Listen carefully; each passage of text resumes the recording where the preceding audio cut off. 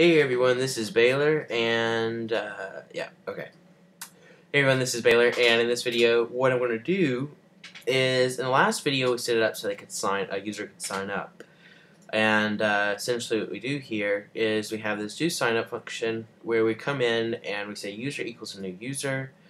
We put in all their information, and everything works. Well, the thing about it is that we kind of require that they actually have all the information. What I mean by that is that when we construct it, we make sure that all this information has been set, which is perfectly fine. There's nothing really wrong with that, but if they don't, if something's missing, when something's missing right here, what's going to happen is none of this is going to work. And then when they come down here to try to save, then it's just going to insert an empty row. I think. I haven't tested that theory. I just assumed. We can try it though. We'll go for it right now. So let's just remove some of the stuff. And submit, sign up, could not query. So you get something even worse than that. You get a big error because you have fields without values and stuff. This is because of my class. That's really a bad error for development. But we're going to figure out a way to fix that by adding validations to our user class. So the first thing that we're going to do for this is we're going to come up here where we construct it, and we're just going to comment all this out because we're going to kind of keep it for reference. But what we're going to do here is just say if not empty, and we're talking about our info variable, then we're going to say this user data equals our info. Okay, so we're just going to set it all as a global, or just batch it, I guess, where everything inside of here is going to get thrown into our user data variable. The downfall to that is that if they kind of manipulate your form and they come in and they change one of the key values so that it's no longer first name, they change it to something like this, it's going to get thrown in there. If you want to play around with it, you could always do... I don't know. I don't know the best way to do it, but what we're going to do in this video is going to be some kind of validation, and it's going to get pretty complicated, so I don't want to focus on too many other things, but if I remember, you may have to remind me in a comment somewhere that we do need to fix that eventually. Okay, so what we're going to do here is we're going to come in, and in our functions file, after we get our user, I want to be able to create a class in here. I want to call it user validator, and this validator class name is going to be dependent. If you want it to work, it's going to have to be this name. We could always come in and create a static variable up here where the validator class has a different name, and we may even do that. Let's just do it just because it'll be a nice little feature for later on. Validator class equals user validator. And if you want to change that, you can always come in here and just kind of run your user and say user validator class equals something else. And you get the idea. Basically, this is going to be the class name that we use for this. And the way I wanted this to work is where you can come in here and say public static, and we can say validate the uniqueness of, and this is going to be equal to an array. And here what we're going to do is we're going to pass in a username and email address. Notice that the username and email address, these are actually the field names in our database. If we go over here, you can see email address and username right here. We also want to do another one, so I'll just duplicate this and come over here. Presence of, and for this one we want a username, email address. We do want a password. Is there anything else that we need? Username, email address, and password. That should be all that we really require. These don't really need to be filled in. They're only nice little additions. Okay, so we'll come back and add some more stuff to this later, but essentially what this will do for us is every time we want to try to save a record, just before we go into the save method, we want to make sure that this stuff is accurate. The uniqueness Basically going to make sure that you cannot supply the same username twice. You may notice in the last video, if I just reloaded the page, it would just sit there and submit the same username and password over and over again. This will make sure that we can't do that. So the way we're going to set this all up is we're going to go to our user.php file. Real quickly, I'm going to minimize a lot of these functions because we're not going to be using all of them. We do want save open, and we're going to close out the others. Okay, so what I'm going to do is, first of all, we're going to kind of move this down, link these up together. Put this up here.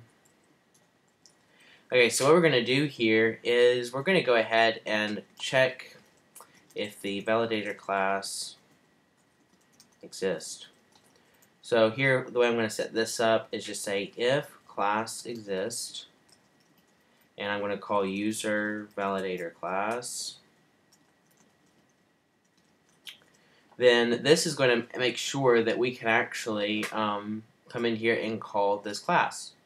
And what we're going to do is we're actually going to try to look for these variables dynamically. The way you could do it is you could say if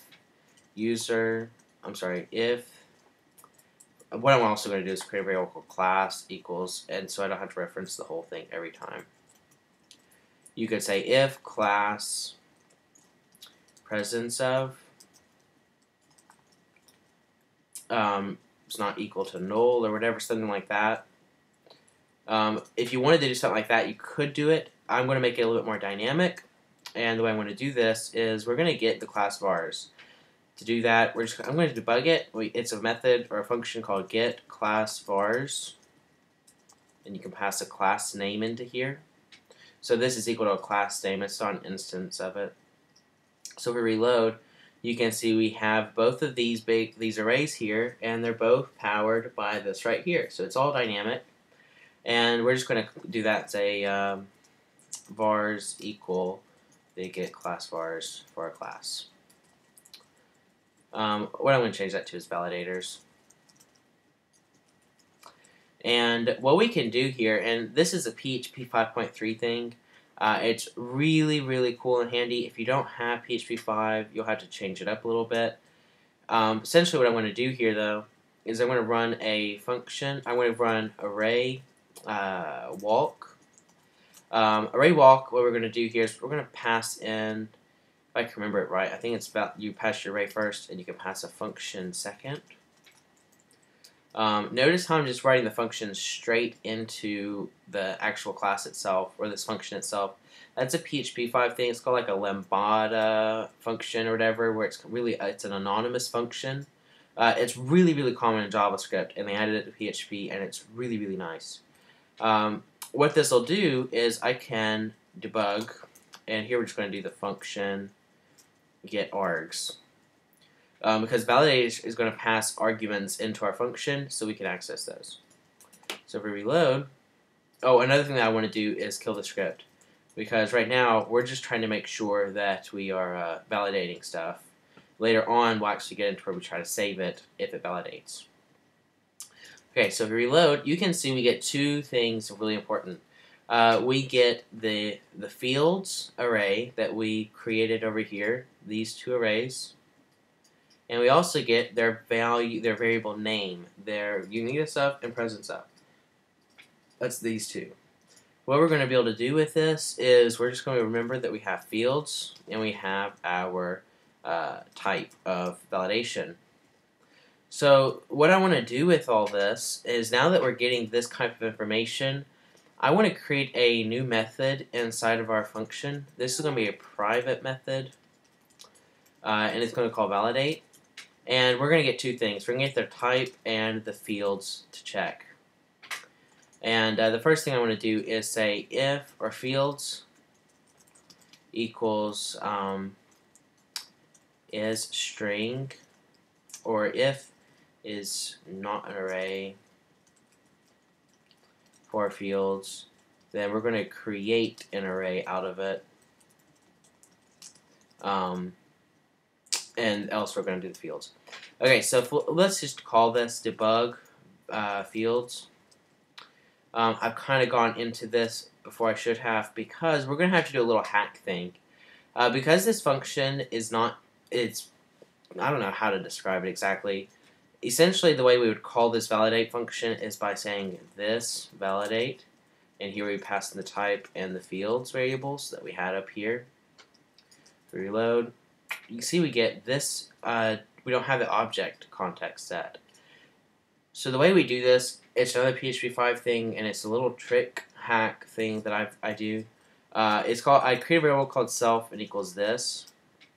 Remember, this is actually equal to our whole instance of the class. So we're creating like an alias of it here. And what we're going to do is we're going to say our function uses the self variable. So if I change this to self, reload, you can see that something messed up. 183. Maybe this has to be public?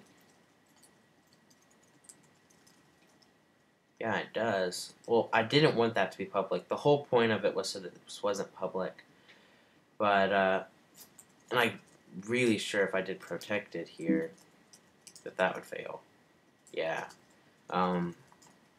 Okay, so the self thing, the whole point of using it like this, so we get this context, is so that we have access to the user data variables up here, and then we also get to run the get and set methods.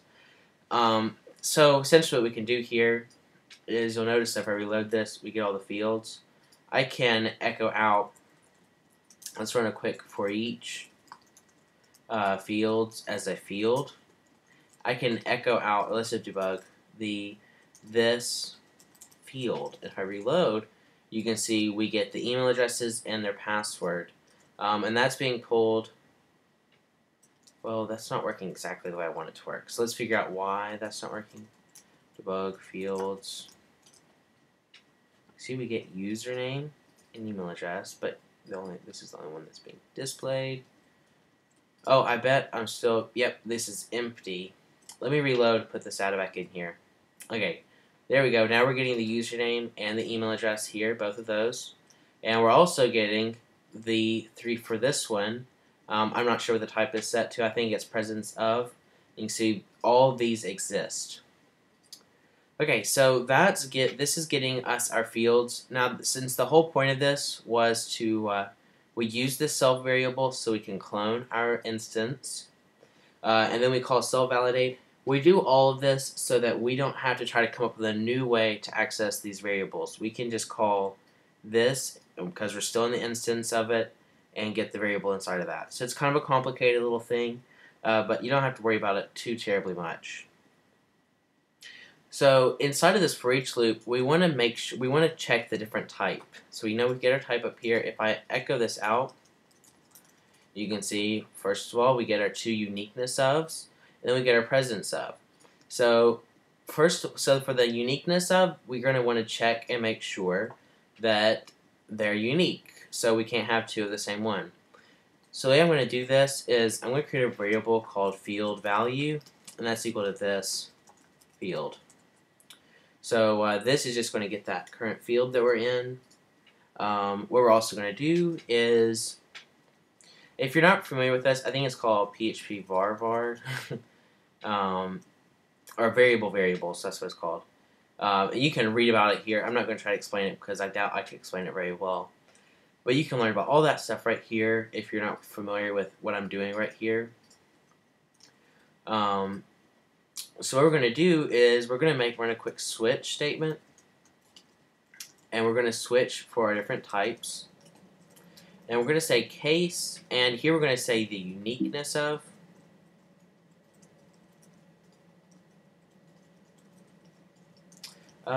and I'm also going to add one for case, unique, just uniqueness.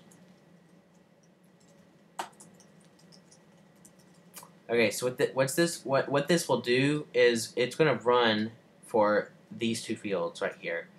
So if I debug our fields, or just our field, I guess, you can see that we're only calling the username and email address. If I change that up here, you can see that it changes up here. So it only changes for this one. So for the uniqueness of, we're just going to give some default stuff here. And we're just going to do a quick thing. We're going to get our MySQL instance. And we're going to search. So we're going to say MySQL where. And here we're going to look for where the field equals the field value. And we're just going to say rows equal MySQL get for our users table. So if we debug these rows, both of them return a full row. The reason for this is because it was able to find something where the username equaled Baylor A and where the email address equaled Baylor@example.com. If I change these, you can see both of them are blank. If I leave Baylor A, you remember this email address already exists. You can see that the email address one failed because it's the second in the list.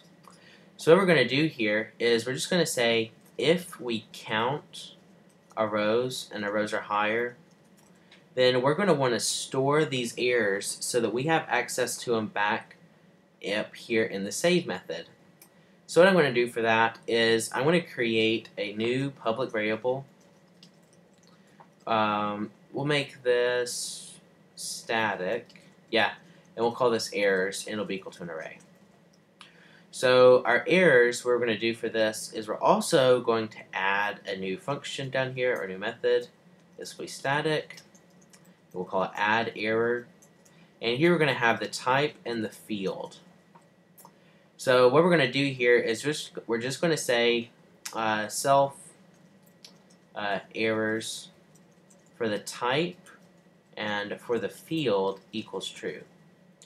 So what we'll do up here is we're just going to say user add error where for the uniqueness of it, and here we're just going to do the type, and that equals our field. So our field will just be the variable. So what this will do by the end of it, if we come back up here at our array wall just after it, if we debug the user, we could do self, I guess, if we wanted to, but I like doing user errors.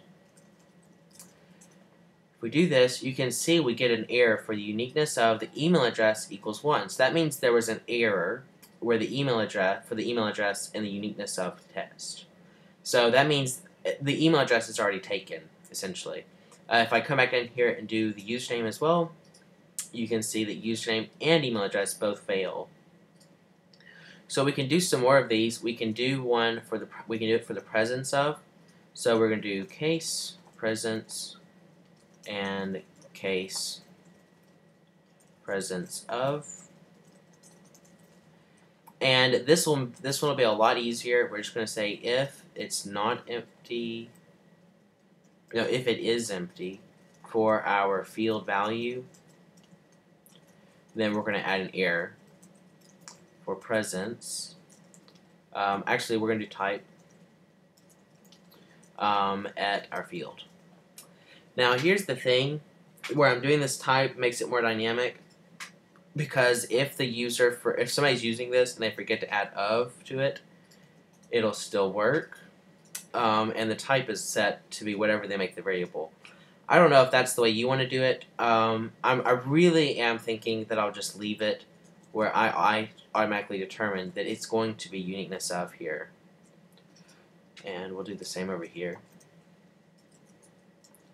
So if we reload, it's uniqueness of, even if the variable is different. But you do have to have it as uniqueness or uniqueness of, because it uses this case up here. So if we do this again and I remove my username, oh,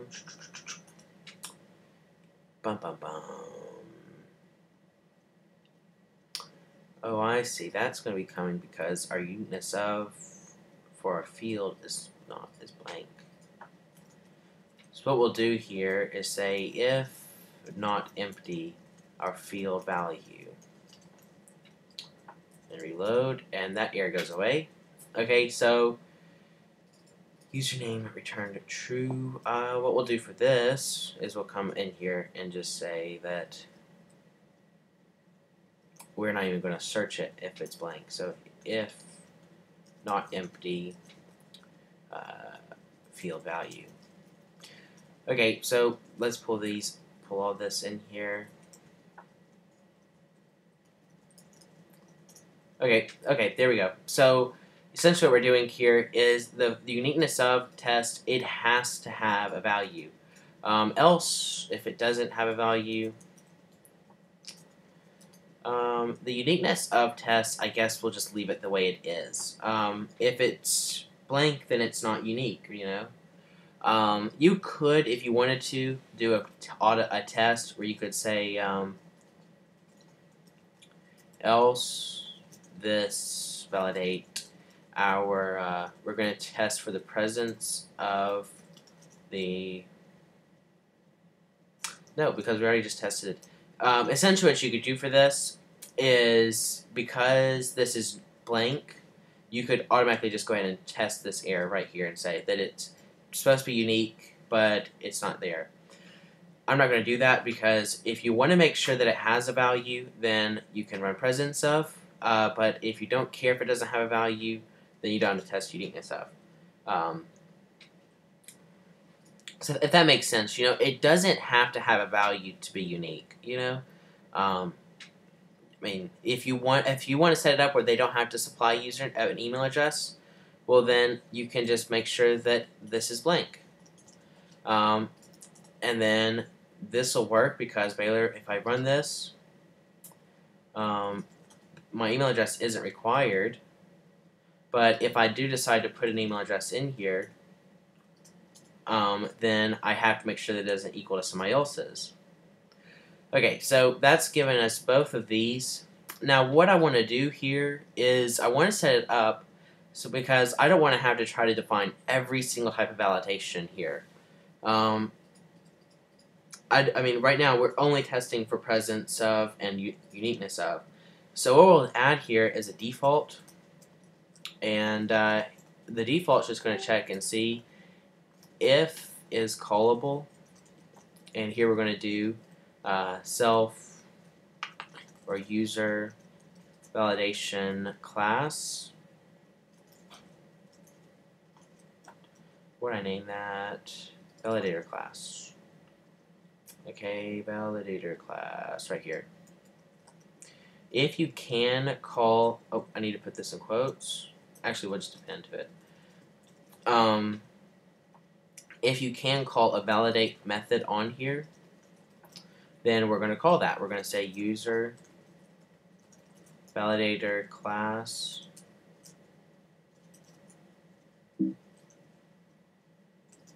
Okay, maybe it doesn't check outside the scope or something. Not sure. What we're going to do is we're going to call this validate function, and we're going to pass in the type, the field, and the field value.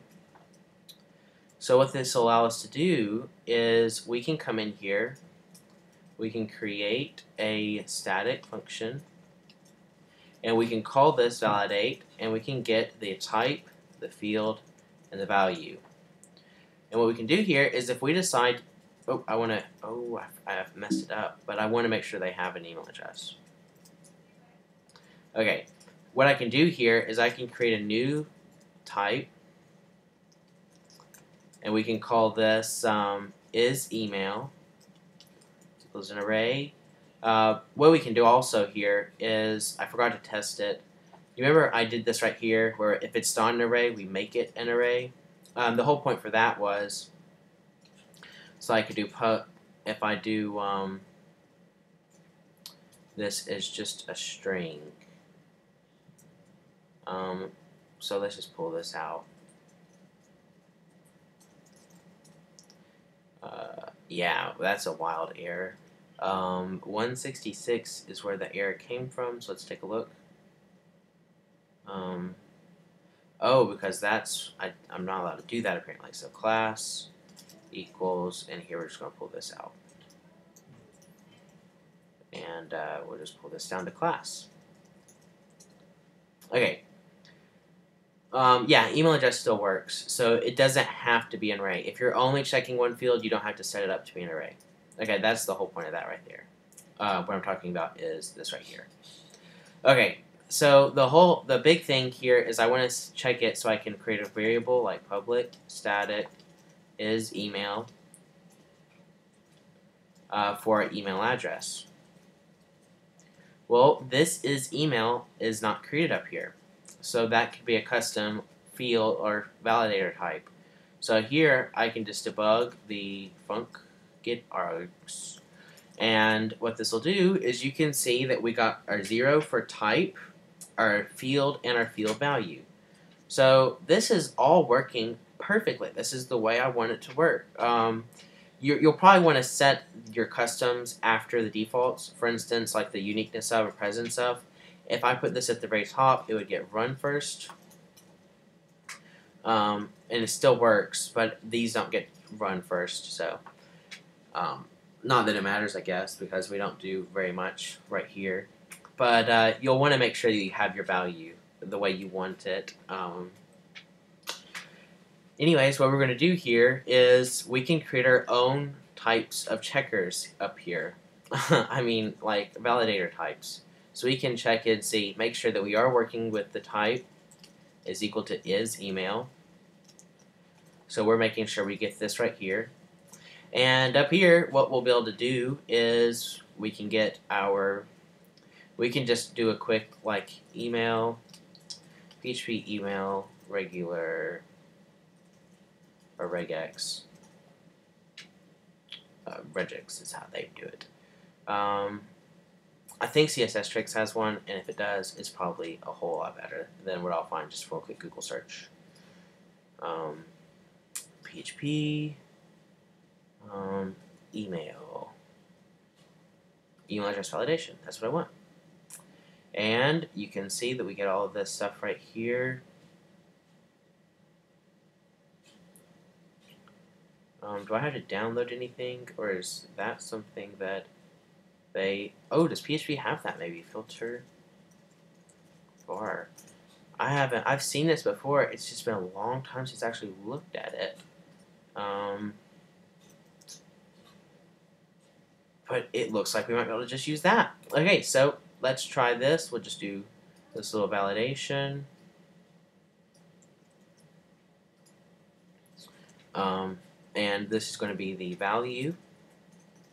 So echo validation. And it looks like this validates via proper, wait a minute. What happens if I supply a fake email address? Like I accidentally forget this right here. Okay, that doesn't work. So here we're just going to say if validation. Then what we're going to call is that user add error.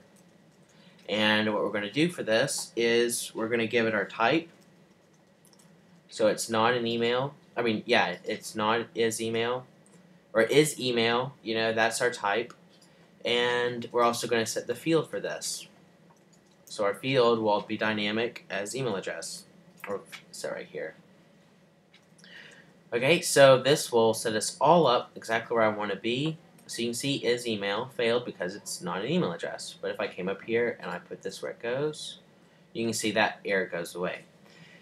So what this ultimately does for us is up here where we are trying to save, because now we're pretty much done with all the validation type stuff.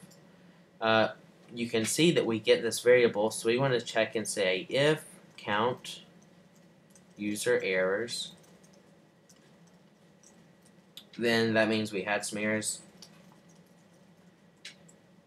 Well, then if we had some errors, we don't want to try to add the user to the database. So the first thing we're going to do is return, and we're going to return false. This is so we don't run this. This will stop the function from continuing to run. Stop the function. And what we're going to do for this is we're going to go ahead and I don't know what to do exactly. No, we don't want to return anything. So We're just going to return false if we had errors. So if I reload this, you can see that nothing really happens. But if I add an else statement here, we can debug our. Can you access static variables like this? No. Let's try it then. User errors. And you can see that we were able to get our errors up here. So this is the. I don't know if it's necessarily the best way to do validation stuff, but I think it's a pretty simple way to do it because you have your user validator up here. You can quickly set the different types of validations, so you can make sure that the username exists or the password exists and stuff like that. And you can make sure, like for instance, that it is an email. You can write your own custom validators up here. This might not work in very many PHP versions. I'm really not sure. You could probably look it up somewhere, but what you need to have this validate emails thing. But it works on my server, and I'm not too terribly worried about other people's servers because this is a tutorial. So thanks for watching this video. If you have any questions, you can ask in the comment section below. Something I should note is that on GitHub, where I have this code up ongoing, where you can download all the stuff, all my stuff goes in the tags. When I remember to put, most of the time when I remember to put something up on GitHub, one of these little let me kind of show you what I'm going to end up doing. I have all my code right here. You can see these are the files that we changed. I'm going to say added user validator. Commit that. I'm going to pull out get, and I'm going to say get add tag. Get tag part 6. Get push origin master. And that's going to push it up to the GitHub site, and I'm going to say get push tags.